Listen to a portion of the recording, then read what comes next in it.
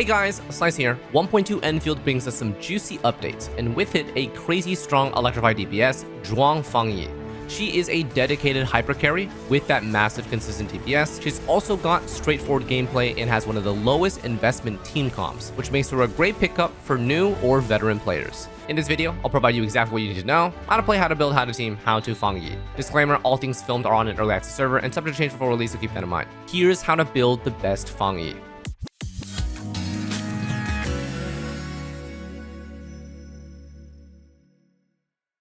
Alright, so let's just jump straight into it. Fangyi deals most of her damage with her battle skill. This skill will convert the electrification reaction into thunder blades. A base of 1 blade is created and adds 1 for every electrification stack, 3 max per skill. This means she ideally wants 2 electrification stacks to create 3 blades per skill. Now her tooltip shows that she can maintain 9 thunder blades at once, and they'll continue to refresh the shortest duration one as they are created. The more thunder blades she has, the more total damage that this entire ability does, so it needs a short amount of ramp up time to get those 9 blades and then continuously deal crazy damage. Alright, now usually this electrification reaction requires an electric and a non-electric infliction to combine. But for her, she'll get fast application of this from either her allies applying it or her own QTE, which converts electric infliction to electrification. Now I know that these two sound really similar, but you'll get used to the difference for her really quickly as you play. In combat, the game will highlight her battle skill when it can make 3 blades, so you won't need to think too hard when you're playing with her. When she has it, her ultimate will transform her into a lightning goddess and massively enhances her battle skill damage, reduce her QTE cooldown by 4 times, and grant her 1 free battle skill usage that costs no SP and instantly generates max blades even if there's no electrification on the enemy. Her damage and rotations will still be focused on her battle skill, it's just a lot more frequent and much higher damage. This has a 240 energy cost and is charged with her battle skill, channeling a lot of blades. So you can kind of think of it the same way that Lavatane charges her ult with battle skill usage. The more max charge skill she uses, the faster she'll get her ult. So in terms of gameplay, we are going to follow this loop.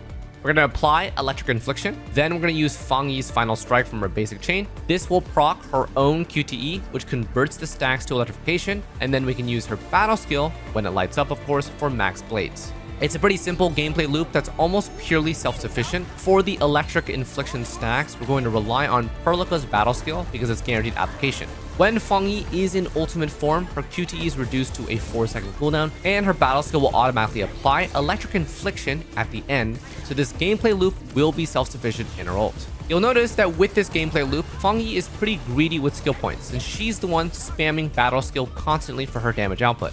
So, we will be relying on Arclight's QTE combined with her natural basic attack finishers to supply the SP. Her QTE is only a 3-second cooldown, so it pairs really well with Fangyi's rotation. Arclight's ult also forces more electrification, helping her set up thunder blades to ramp up her damage or maintain her blades. So, with both Perlica and Arclight on the team, this gives her team 1 flex slot, which we will discuss later during showcases. Based off of my experience playing her, she is definitely that true hyper carry. Her team comps are generally pretty cheap to invest in, so she's basically the only one that needs resources to carry your team DPS. I personally really enjoy that her damage is fairly consistent even without her ult. A lot of characters that they recently released need setup time and then blasting all in. She's just kind of blasting enemies with or without her ult. For her passive talents, she gets just extra combat stats. Force of Nature gives 18 to 36% electric amp, depending on the number of Thunderblades active, and Ordained by Heaven gives 9 to 18% chance to block damage. When this succeeds, she'll be healed by 18% of her max HP on a 100-second cooldown. This kind of allows you to run sustainless, and she's basically built around the idea that she is a true self-sustaining hyper carry, where most of the time you are going to be dodging damage, but sometimes when you get hit, there's a chance that you block it and heal up. For talent priority, she is a hyper carry, so I'd say that she values everything to be maxed out. With the first couple characters released, usually only 2 out of 4 of the skills need mastery investment. For her, every part of her kit deals pretty good damage and skills even further with her ultimate, so ideally we do want everything. So aim for the battle skill first. This one channels all her thunder blades to deal crazy damage. Then we're going to go ultimate, since she gets separate basic attack multipliers here. Then QTE, since we spam it during ult. And finally basic, because it's just used to ramp up her in the beginning and fill in downtime later. Her battle skill is most of her damage, but she is a hyper carry, so all the skills are valuable to scale. Refer on screen for exact investment. Alright, now let's take a look at our build. So attribute scalings are will and intellect. Her gear set is new in 1.2, so once you're finished with the story, start pumping from the asset pools to make the new Heat Tonight component to make her signature gear set. She is going to want the new 3-piece Sheer and Flow with electro damage on armor gloves, 1 kit with battle skill damage, and a link slab with will, intellect, and main attribute percent. This will provide her the strongest balance of scaling stats for her damage. Now obviously this may take some time to get, so in the meantime you can opt for 2 other options. You can go for a spam ultimate gain with the Eternal Sheer Knight set, go for the will intellect stats with ultimate gain efficiency. You can off-piece the body for the Bone Crusher with will primary and ult gain. Or you can go straight raw damage rainbow set.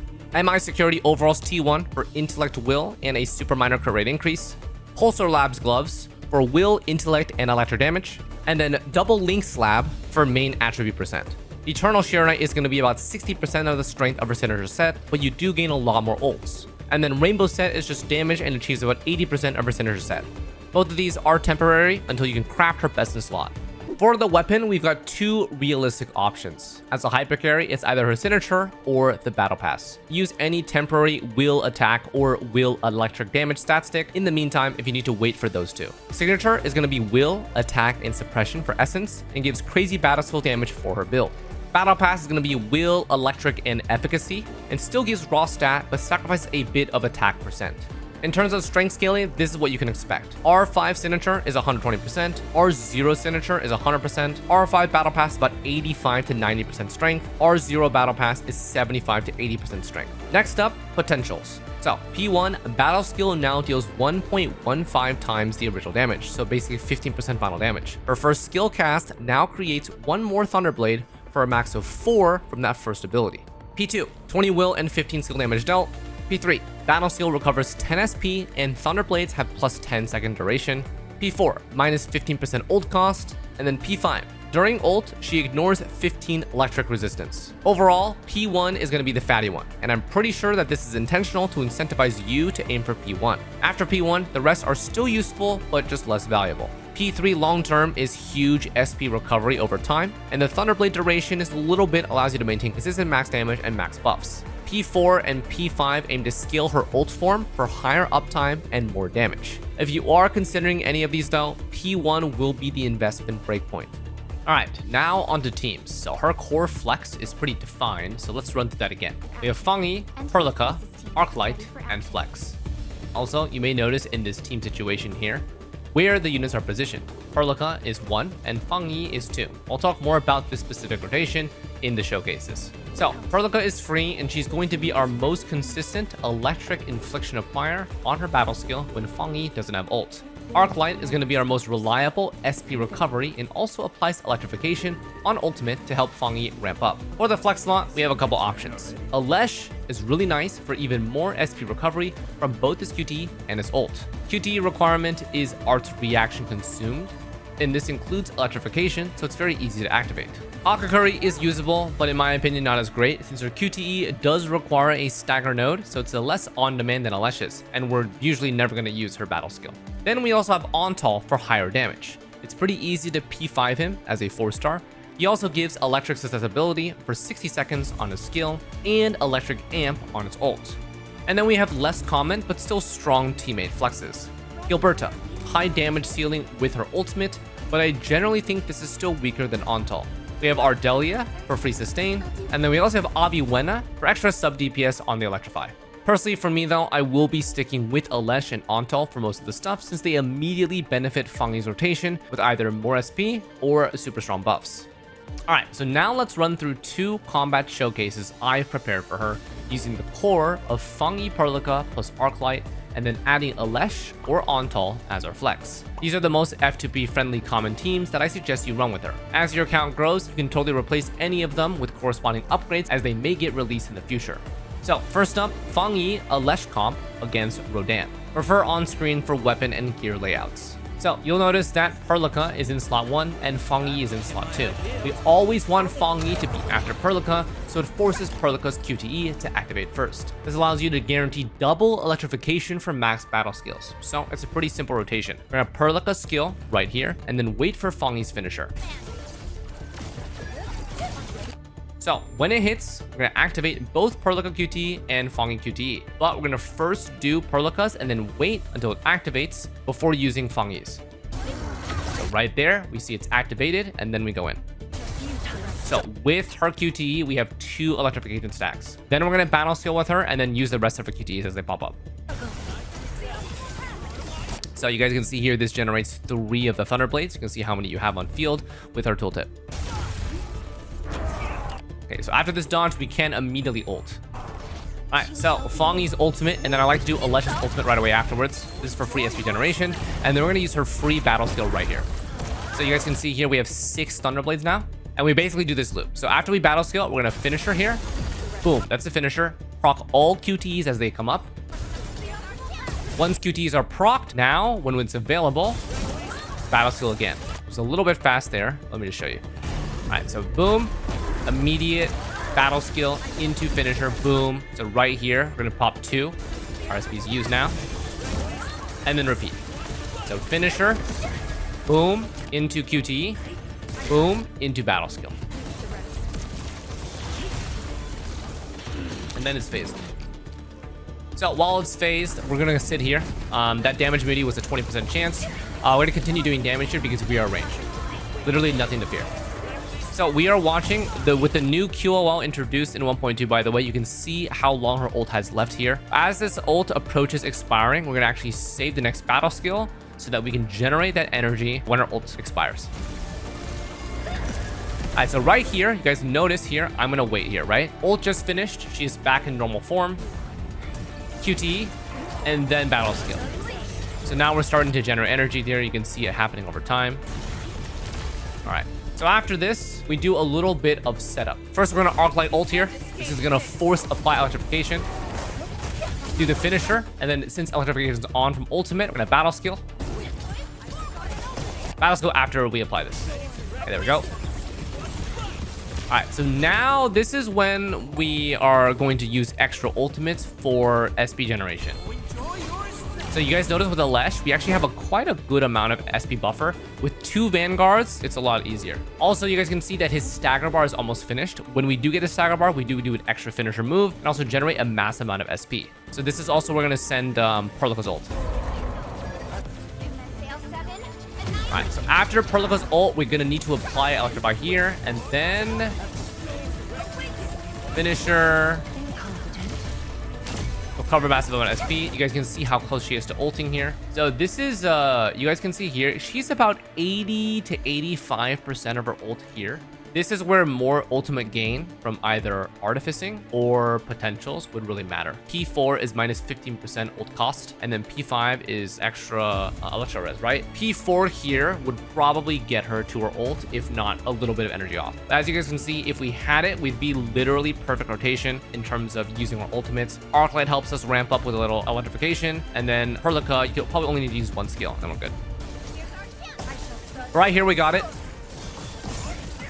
And then let's finish things off. Same thing here, free battle skill, then do basics, finisher, pop any QTEs, then battle skill, repeat. Very simple playstyle, a lot of damage as you can see is happening right here. It's very consistent, very good. All right, so you guys can see clear time is about 152. You guys can see we ended up pretty well there. Good amount of SP. Double Vanguard, very nice. Okay, so now I have a second demonstration. This is with Antal. So things are a little bit different here. We drop 1 Vanguard, so our SP is going to be a lot more precise. But Antal does have really nice buffs. We want to use Antal's battle skill at least once every 60 seconds because he has Art's Sus to increase our damage from our main DPS, right? And then we're always going to channel Fangyi's ult into Antal's ult for maximum electric amp. Alright, so same gameplay rotation. We're going to lead with Perlica skill. QT here. Boom, Perlica. Then Fangyi's. Remember that we're doing position 1-2 here. If Fangyi is in position 1 and Perlica is position 2, you were forced to use Fangyi's QT first, which would ruin the stacking. So that's why we do it in this order.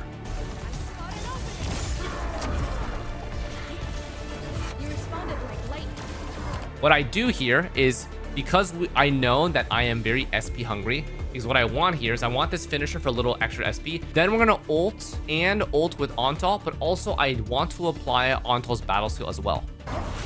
Okay, so we got that finisher. Now we're ulting. Antal ult as well. Free battle skill here. Okay, you guys can saw right here. My SP is down here because I use Antal's battle skill. This little buff right here is focus. It lasts for 60 seconds and is art sus. So we should be doing more damage, which is pretty nice. But yeah, now we're doing the same loop. We have a little bit SP, so you guys can see my SP is basically hanging in there. We do phase it here. So we're doing a lot more damage, and I'm just going to continue doing damage from range here. So boom, QTE, into battle skill, into finisher, repeat.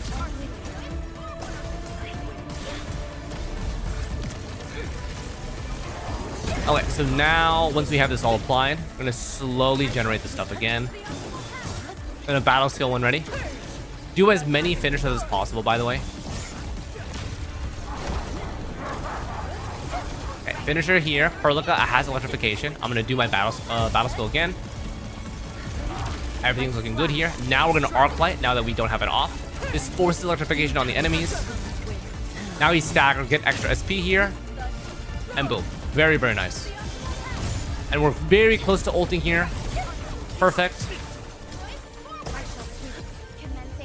Ulting here.